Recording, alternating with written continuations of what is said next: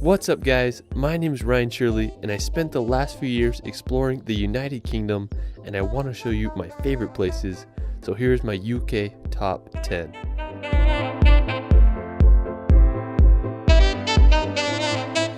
The United Kingdom is made up of the countries of England, Wales, Northern Ireland, and Scotland. If you want to go back in time and feel like you're in a fairy tale or a Harry Potter film, the UK is the place for you.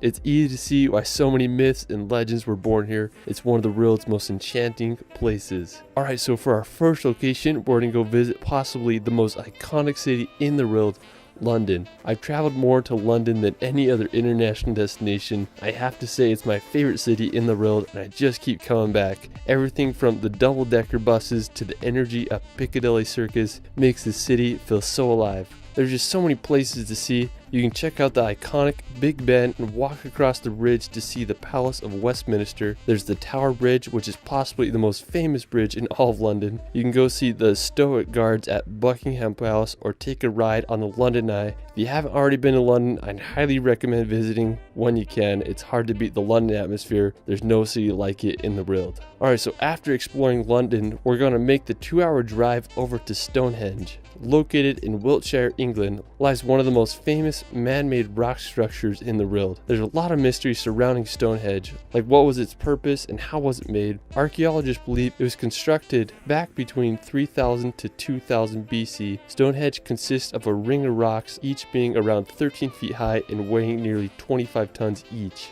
It's unclear what the exact purpose of Stonehenge was. It's believed that it was used as an astronomical observatory or a religious site. Either way, it sure makes you stop and think how people thousands of years ago were able to construct this. Alright, so after Stonehenge, we're going to head on over to the Jurassic Coast. While you won't find any dinosaurs here, you might find some fossils on the beach. The Jurassic Coast is England's only natural World Heritage Site, and it's become popular with its white cliffs and picturesque beaches that are full of fossils formed over 65 million years ago. One of the most famous spots on the Jurassic Coast is Durdle Door. It's this limestone arch that goes straight into the ocean. There's a great beach there, and I just can't think of a better place to spend during the hot English summers. One of my favorite spots on the Jurassic Coast is Old Harry's Rocks. Now, special thanks to my friend David Rule for providing this footage. He has an awesome Instagram and YouTube that I'll provide in the description below. I remember the first time I saw his picture of this place and I was just baffled by the scenery there. The Old Harry Rocks are these sea stacks that are made completely out of chalk that mark the end of the Jurassic Coast. In World War II, the stacks were used as target practice for pilots,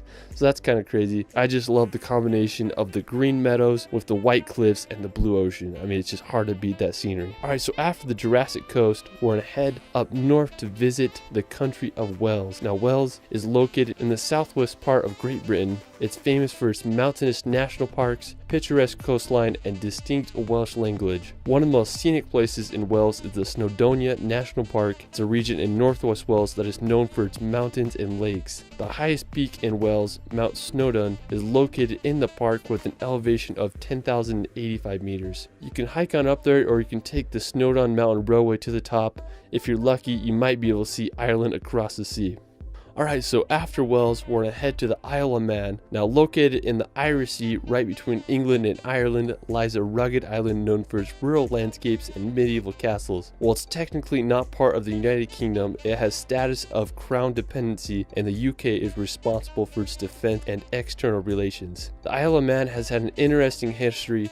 Humans have lived on it since 6500 BC, and in the 19th century it was ruled by Norway, but in 1266 the island became part of Scotland and now it is a self-governing isle. An interesting place on the Isle of Man is Peel Castle. It was constructed by Vikings in the 11th century and just sits right on the ocean. I mean, it's a pretty cool castle if you ask me. Alright, so after the Isle of Man, we're going to head across the sea to visit Northern Ireland. Now, Ireland is full of just beautiful scenery, dramatic coastal cliffs, and countless castles. Back in 1921, Ireland was split into Northern and Southern Ireland as a result of the Government of Ireland Act of 1920. While Southern Ireland became a free Irish state, Northern Ireland remained within the United Kingdom. The capital of Northern Ireland is the city of Belfast, which is the birthplace of the Titanic ship. One of the most iconic places in Northern Ireland is the Dark Hedges. It's this road lined with beech trees planted in the 18th century. It was used as a filming location for the Game of Thrones. On the northern coast, you can check out the Carrick Already rope bridge or see the basalt columns at the Giant's Causeway.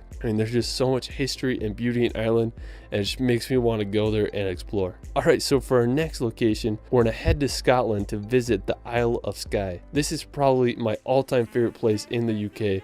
You literally feel like you're in a fairy tale when you visit there. I was lucky enough to go to the Isle of Skye last summer, and it's about a 5-hour drive from Edinburgh. One of the most impressive places in the Isle of Skye is the Old Manastor. It's one of my all-time favorite rock formations.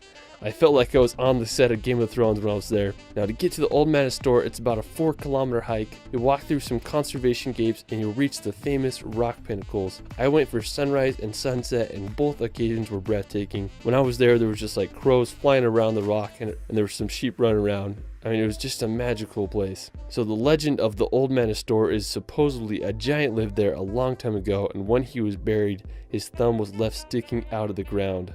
When you go there, it's easy to see why it's one of the world's most iconic rock formations. It's one of my all-time favorite places, and I recommend everyone to see it at least once in their life. Just a few minutes away from the Old Manastor, there is a breathtaking waterfall called Meout Falls that cascades down to the ocean. There's a nice viewpoint where you can look at the waterfall. The surrounding sea cliffs in the area are also stunning. One of the most famous is Kilt Rock, which are right by Meout Falls. I mean, it's just such a cool area. There aren't many waterfalls that fall straight into the ocean. If you're looking to find some fairies, you may want to check out the fairy pools. There are these picturesque blue pools that lie at the base of the Black Colons. When I was there were so many midges, I didn't dare get close to water, so make sure you bring some bug spray. If you want to do a beautiful hike, I'd also recommend visiting the Corang. It's one of the most beautiful areas in the Isle of Skye. You feel like you're walking on a giant golf course. I found this crazy vantage point to get a good 360 view of the whole area. Alright, so after the Isle of Skye, we're going to head over to the nearby Eilean Donan Castle. If you're driving to the Isle of Skye, you will drive right by this.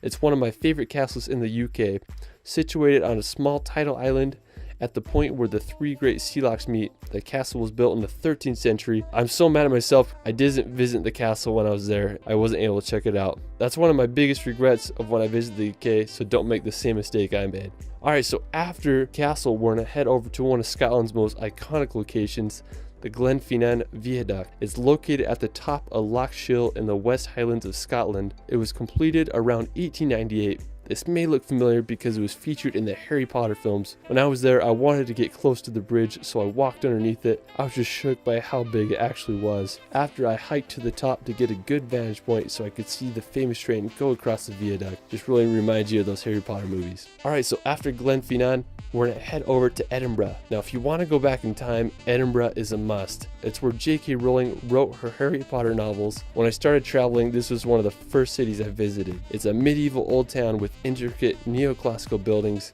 cobblestone streets, and beautiful gardens. The iconic Edinburgh Castle overlooks the city and is home to Scotland's crown jewels. When I was there, I didn't go into the castle because I was being too cheap, but one of my favorite places was Calton Hill. It offers a beautiful view of the whole entire city.